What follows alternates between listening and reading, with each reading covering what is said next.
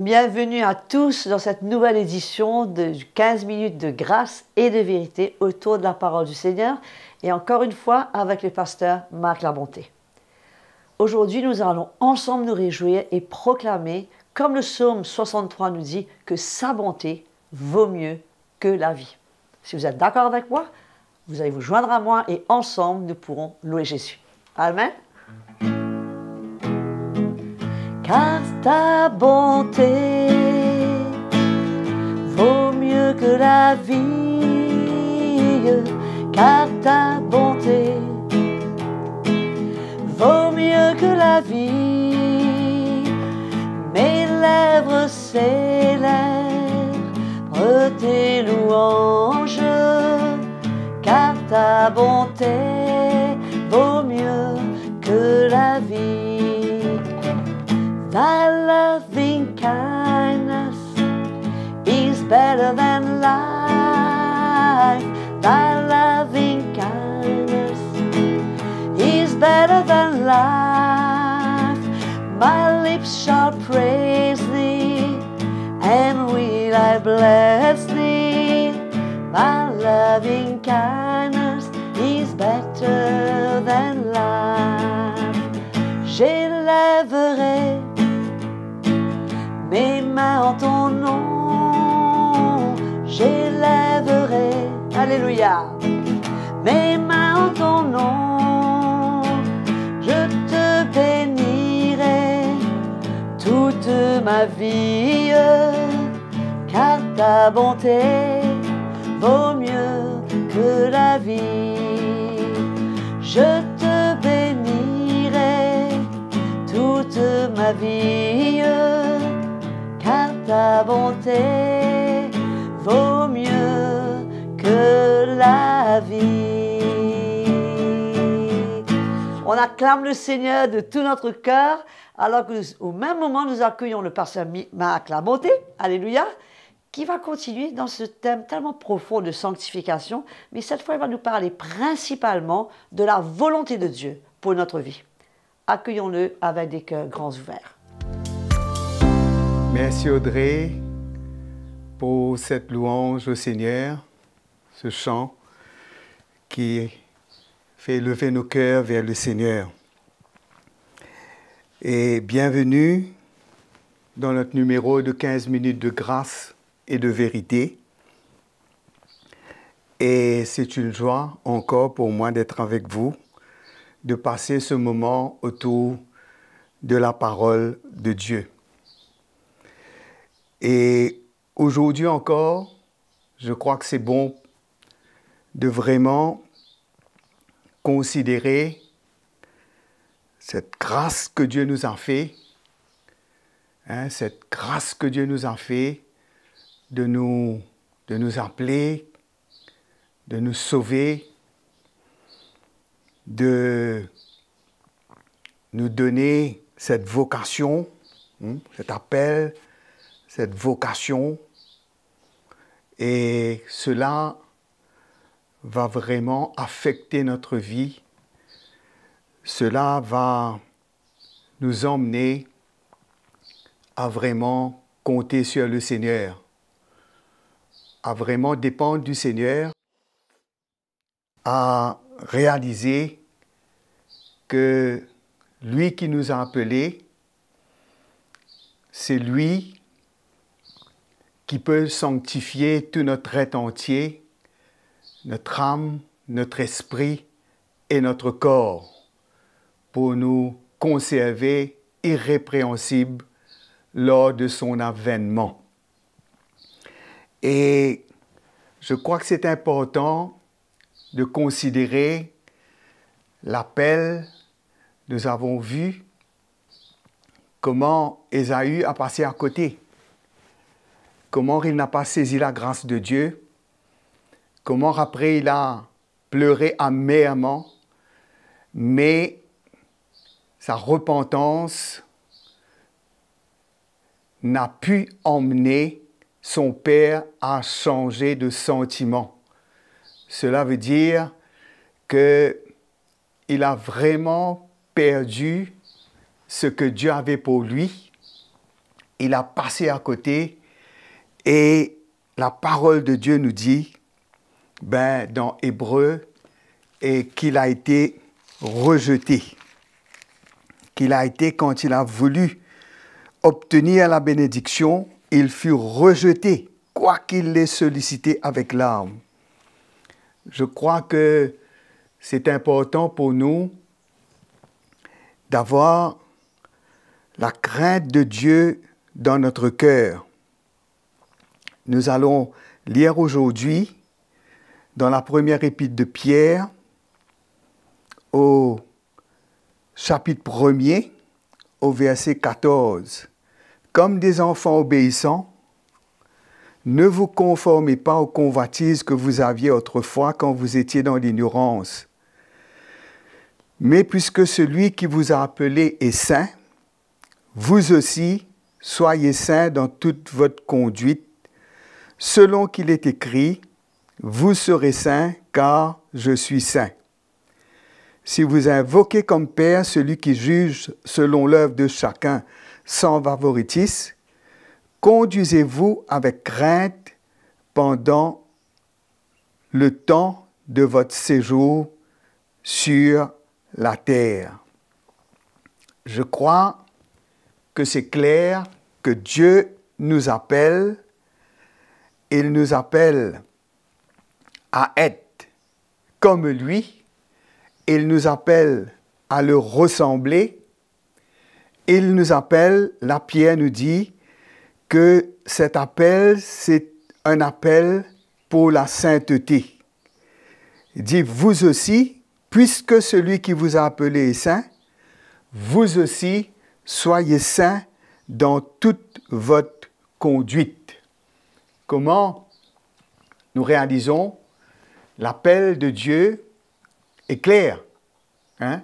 L'appel de Dieu, ce n'est pas pour la prospérité. L'appel de Dieu, ce n'est pas pour les choses d'ici-bas. Mais l'appel de Dieu, c'est de devenir comme le Seigneur, c'est de lui ressembler, c'est d'avoir son caractère, c'est de s'approprier de ses attributs, de ses sentiments, et que là, nous savons que celui qui nous a appelés est saint. Notre Dieu est saint. Et Jean va nous dire que le Seigneur est lumière et il n'a point en lui de ténèbres. Et celui qui dit qu'il est en communion avec le Seigneur et qui marche dans les ténèbres est un menteur. Combien c'est important aujourd'hui de comprendre l'appel du Seigneur, de comprendre cette séparation qui doit se passer en nous, dans nos vies. Cela doit être très clair et combien nous avons besoin d'avoir la foi et d'obéir au Seigneur afin que vraiment nous puissions être revêtus du caractère de Dieu. Nous puissions être séparés des convoitises que nous avions autrefois lorsque nous étions dans l'ignorance, mais maintenant nous ne sommes plus ignorants. Nous comprenons l'appel de Dieu.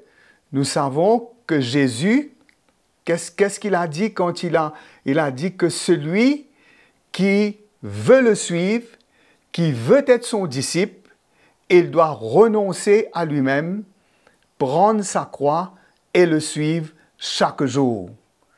Que le chemin dans lequel le Seigneur nous appelle à marcher, c'est le chemin du renoncement à soi-même, du renoncement au monde et du renoncement au diable. Cela doit être clair dans notre cœur. Cela doit être clair dans notre cœur. Je me rappelle, au jour de mon salut, quand le Seigneur m'a touché, j'ai tout de suite compris que je ne pouvais pas continuer à vivre comme je vivais autrefois.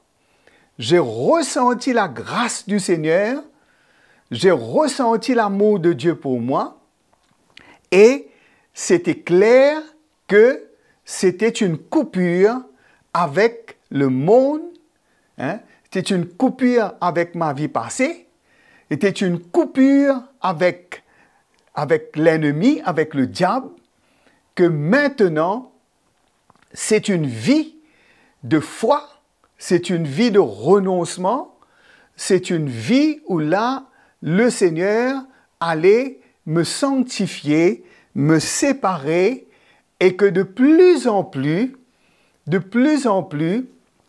je m'approcherai du Seigneur, je serai uni avec le Seigneur, et que de plus en plus, je vais quitter derrière moi cette vie d'autrefois. Alors, c'est clair, personne ne m'a dit cela, mais dans l'appel de Dieu, dans l'œuvre du Saint-Esprit, j'ai compris dans mon cœur, et quand je suis sorti de la présence du Seigneur, c'était clair pour moi que je ne pouvais pas retourner vers ce monde, que je ne pouvais pas continuer ma vie passée, mais qu'il y avait une coupure à 100% et que maintenant, c'est une autre vie, une autre carrière qui est ouverte devant moi, hein, où que là, le Seigneur m'appelle à vivre que pour lui. Le Seigneur m'appelle à lui faire confiance. Le Seigneur m'appelle à lui donner ma vie.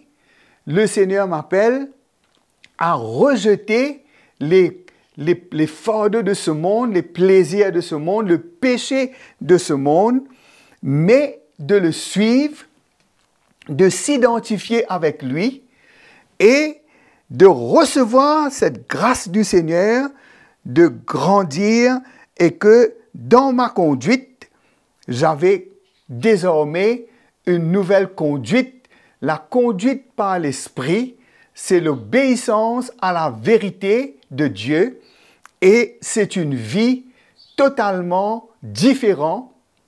C'est une vie totalement séparée.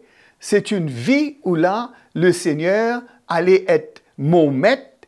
C'est lui qui allait régner sur ma vie et c'est lui qui allait diriger ma vie et que ma vie maintenant était à lui et que ma vie devait le refléter et le glorifier en tout temps. Alors, Pierre nous dit, puisque celui qui vous a appelé est saint, vous aussi soyez saints dans toute votre conduite. Et ça, c'est une œuvre, l'œuvre de sanctification. L'œuvre de sanctification est une œuvre progressive. Est une œuvre progressive. Est une croissance spirituelle. C'est-à-dire, si comment quelqu'un peut dire qu'il est en train de croître spirituellement? Comment quelqu'un peut dire qu'il est en train de grandir? Mais s'il n'y a pas cette séparation, s'il n'y a pas cette crainte de Dieu, et s'il n'y a pas vraiment ce renoncement au monde, de mettre la chair à mort et de ne pas vivre selon la chair, mais de vivre par l'Esprit et de satisfaire le cœur de Dieu et de marcher d'une manière qui est agréable au Seigneur. Voilà, nous sommes arrivés à la fin de cette session. Nous vous donnons rendez-vous prochainement. Merci. N'est-ce pas merveilleux, mes frères et sœurs, de ressentir le cœur du Seigneur pour nous? Combien le Seigneur est bon et il tient à nous révéler sa parole à nos cœurs, qu'il nous relève, qu'il nous encourage et qu'il nous fasse du bien.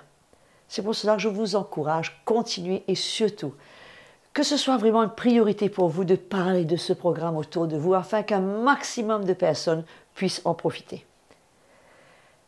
Vous avez été nombreux à nous écrire, que ce soit par mail ou par WhatsApp, et vous ne pouvez pas vous imaginer comme ça nous encourage de voir combien ces programmes vous font du bien, vous libèrent et vous encouragent à servir le Seigneur davantage.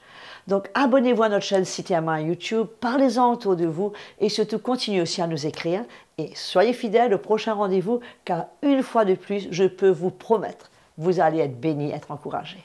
Jusque-là, je vous dis à très bientôt.